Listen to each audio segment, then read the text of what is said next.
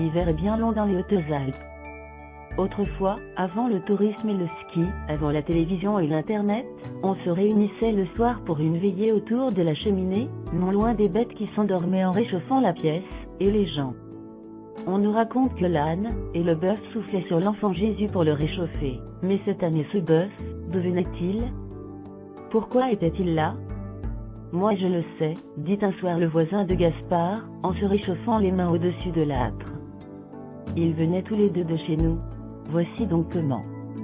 Il y avait près d'ici un brave paysan qui s'appelait Maurice Magloire.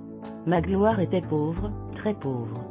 C'était un homme simple qui ne parlait pas aux hommes, et qui avait fini par ressembler aux 4 animaux qui vivaient avec lui, un coq à 2 crêtes, une chèvre à 2 mamelles, un bœuf à 2 cornes, et un âne à 2 oreilles.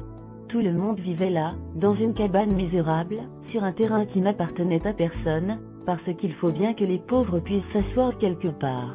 Magloire et ses animaux, à force de vivre ensemble, se comprenaient et s'aimaient. Magloire leur parlait, ils répondaient. Les bêtes de Magloire sentaient que le monde changeait, l'eau du torrent, le vent dans les arbres, les grillons, et les crapauds dans les champs racontaient un grand secret. Un matin, tandis que Magloire regardait l'aurore qui ressemblait à de l'argent tout neuf, le coq perché sur la cabane prit la parole, Jésus va naître.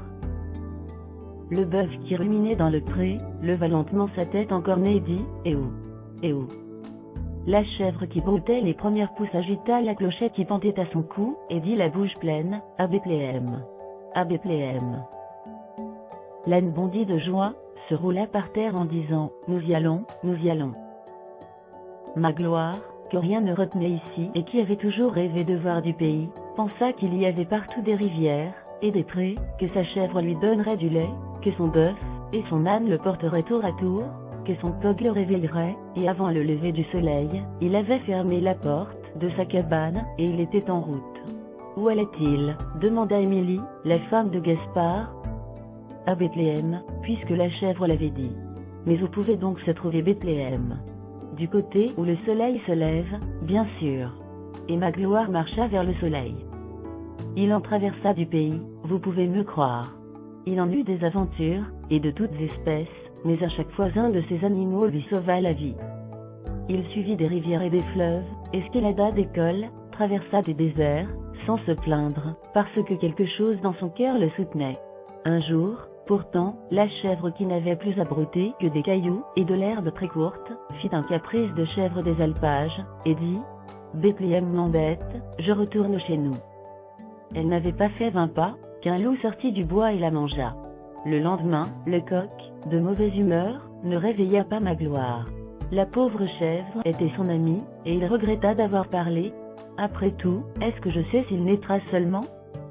Il se dressa sur ses pattes et dit, solennel, je retourne chez nous. Il avait à peine fait 20 pas, qu'un aigle tomba sur lui et l'emporta. Magloire était triste. Lui aussi regrettait sa cabane, mais il n'osait pas le dire, à cause du loup et de l'aigle. Un jour, pourtant, épuisé dans le désert, il se coucha sur le sable à l'ombre de l'âne et soupira. « Je veux rentrer chez moi. Vous, allez où vous voudrez. » Et il s'endormit, il est probable qu'il mourut de soif. L'âne et le bœuf continuèrent leur marche vers le soleil, mais ils ne savaient rien. Le bœuf avait dit, « Mais où ?» L'âne avait dit, « Nous y allons. » Point, mais ils n'en savaient pas plus. Ils restèrent 8 jours sans manger et sans boire, mais ils ne se plaignaient pas. Le bœuf disait, « Nous y serons bientôt. » L'âne répondait, « J'en suis sûr. » Un soir, comme ils arrivaient au sommet d'une montagne, ils virent à leurs pieds un village tout blanc dans le coucher du soleil. Ils dirent ensemble, « Il y aura ici un peu d'eau et un peu de foin. » Ils arrivèrent comme des mendiants, tout pelés et tout maigres. Les hommes les chassaient de partout.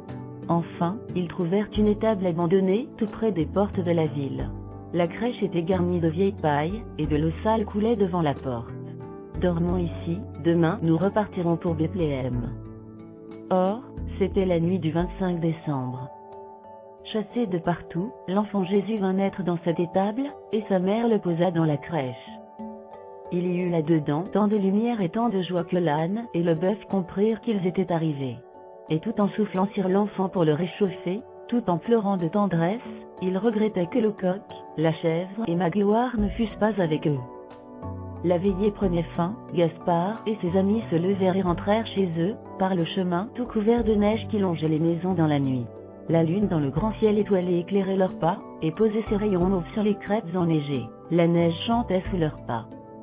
Un conte d'après J. Calvet, juste, pour ceux qui seront seuls en cette nuit de Noël, et qui n'ont pas envie de regarder la télévision. Texte dit par Isabelle, ma petite voix de synthèse préférée.